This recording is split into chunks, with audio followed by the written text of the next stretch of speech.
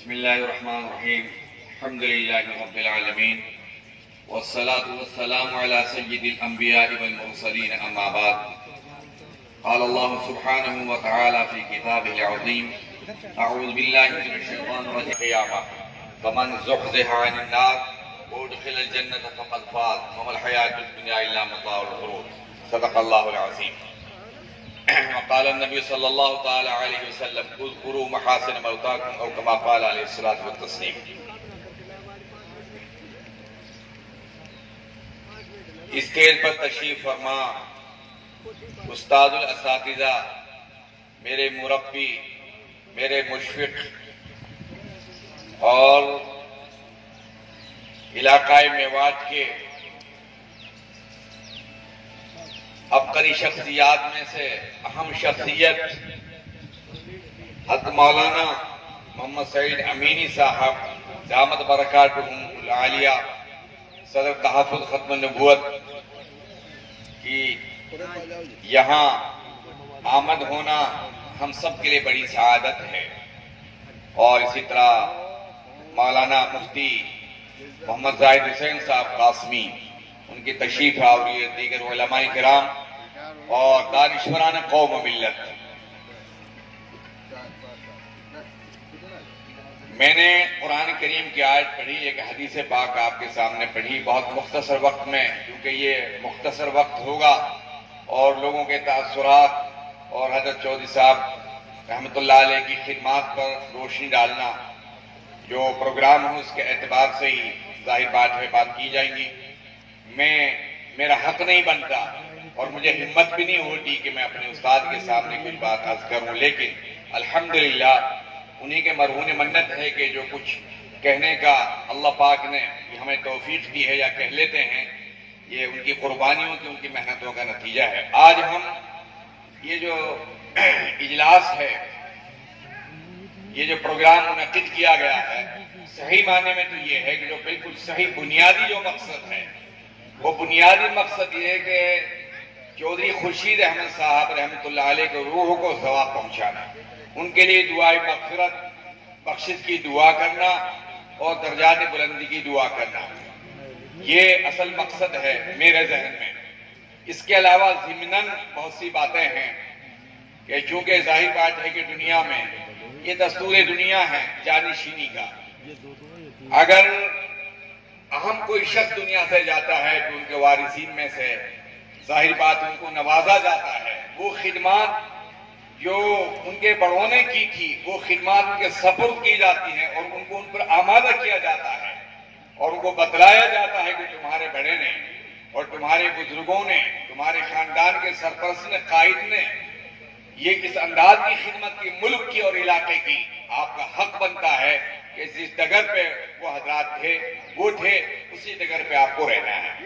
بہرحال مختصراً یہ ہے کہ چودھری خورشید احمد صاحب، اگر میں یوں عرض کروں کہ ان کی پیدائش کب ہوئی اور ان کی وفات کب ہوئی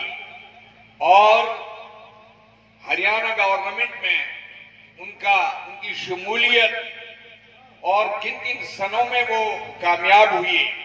کیا کیا انہوں نے خدمات انجام دی اور قوم کے سامنے ان کا کیا کردار رہا ہے، کیا رول رہا ہے، تو اس میں بڑا وقت لگ جائے گا. ظاہر بات ہے میں صرف اتنا کہنا چاہوں گا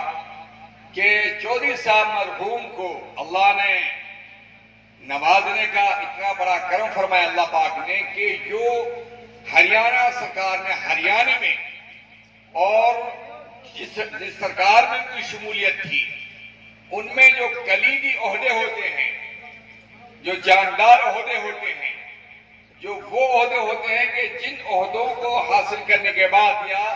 سونپنے کے بعد یا ذمہ داری عائد ہونے کے بعد آدمی اپنے ملک کی، اپنے علاقے کی بہت بڑی خدمت کر سکتا ہے، یہ ان کے مقدر میں وہ مناصب اور وہ کلیدی عہدے ان کے پاس میں رہے، چاہے وہ تعلیم کے اعتبار سے ہو، صحت کے اعتبار سے ہو اور کسی بھی اعتبار سے ہو. انہوں نے اس زمانے میں، ہم نے ان کی جوانی کو دیکھا، بھرپور جوانی کو ہم نے دیکھا ہے، کیونکہ گھاسیڑے میں ان کی آمد رفت زبردست تھی اور وہ اس کے لیے ظاہر بات وقت لگ جائے گا. وہ اس وقت کی یادگاریں میرے یاد ہیں بہت اچھی طریقے سے۔ چودھری صاحب نے بنیادی طور پر ہریانہ میں علاقہ میوات میں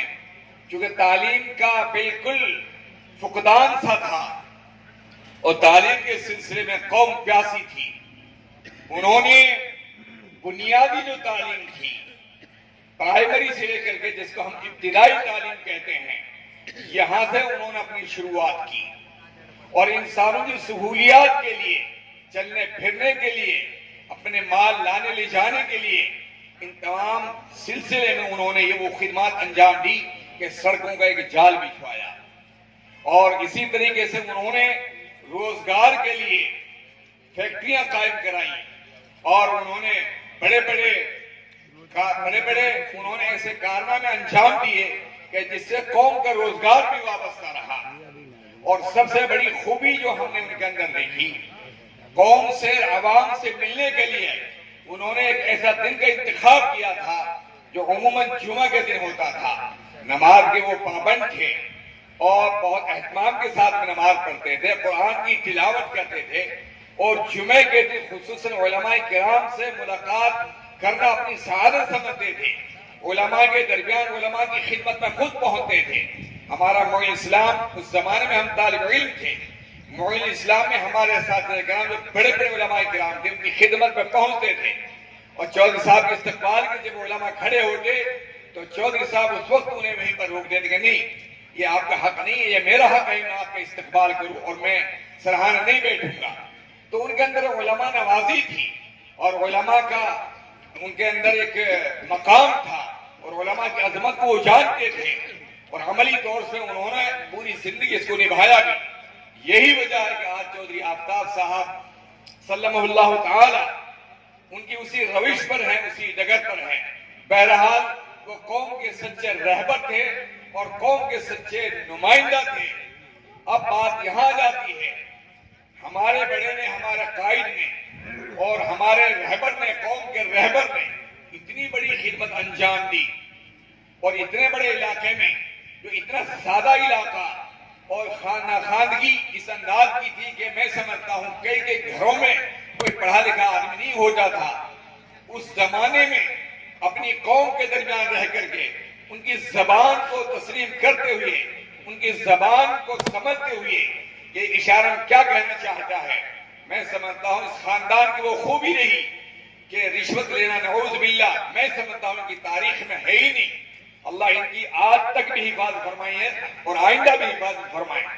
انہوں نے نوجوانوں کو اور جن گاؤں کے ملازمین کو انہوں نے لگایا، انہوں نے کبھی نہیں دیکھا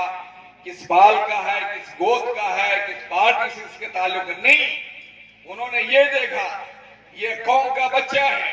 یہ کسی بھی گاؤں کا ہے، یہ میرا ہے۔ ظاہر بات انہوں نے بغیر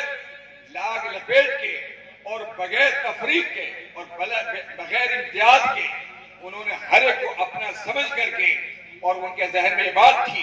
اگر یہ بچہ ملازم ہوگا، سرکاری ملازم ہوگا تو اس سے پورا خاندان، پورا معاشرہ پلے گا، پڑھے گا۔